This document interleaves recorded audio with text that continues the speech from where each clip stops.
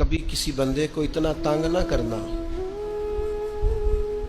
کہ وہ اتنی تکلیف میں آئے کہ وہ خود تو کچھ نہیں کر سکتا، ماڑا ہے، لیکن پھر وہ رات کو اپنے رب کی بارگاہ میں بیٹھ کے کہے کہ تو حاکم و عادل ہے مگر تیرے جہاں میں ہے تلخ بہت بندہ مزدور کے اوقات۔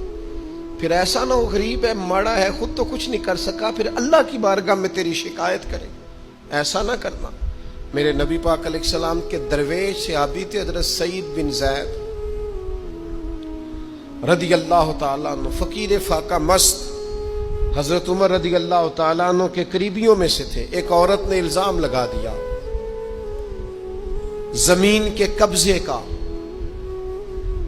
میں کیسے آپ سے کہوں کہ جب لوگ کسی ایسے شخص پر جس نے زندگی ساری دیانتداری سے گزاری ہو، لوگ الزام لگاتے ہیں نا، تو یہ بھی نہیں سوچتے ہم بات کس کے بارے میں کر رہے ہیں، کھلی ہوئی زبان ہوتی ہے، جو مرضی کہہ دیتے ہیں۔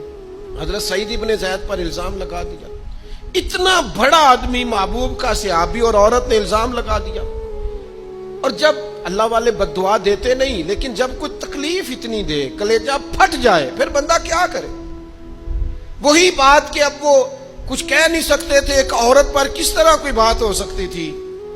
دونوں ہاتھ اللہ کی بارگاہ میں اٹھائے، یہ صحیح حدیث میں موجود ہے۔ دونوں ہاتھ اللہ کے حضور اٹھا کے عرض کرنے لگے، مالک اگر یہ عورت جھوٹی ہے نا تو پھر اسے اندھا کر دے اور اس کی قبر اس کے گھر میں بنا دے۔ صحابہ فرماتے ہیں کہ حضرت سعید ابن زید کا تو وصال ہو گیا، زمانہ گزر گیا، لیکن ہم نے پھر اس بی بی کو اندھا ہوتے دیکھا ہے۔ پھر اس کے گھر میں کنواں تھا اور ہم نے اسے اپنے ہی گھر کے کنویں میں گر کے مرتے ہوئے بھی دیکھا ہے۔ اس لیے کہ جب آپ کسی کو تکلیف دیتے ہیں، جب آپ ستاتے ہیں، جب آپ وہ بات کرتے ہیں جو اس بندے میں موجود نہیں ہے، جب آپ جھوٹ بولتے ہیں اپنے نفس کی تسکین کے لیے، جب آپ زیادتی کرتے ہیں صرف اپنی انا کے لیے، تو پھر بعدوں کا دعائے ضرر نکلتی ہے منہ سے۔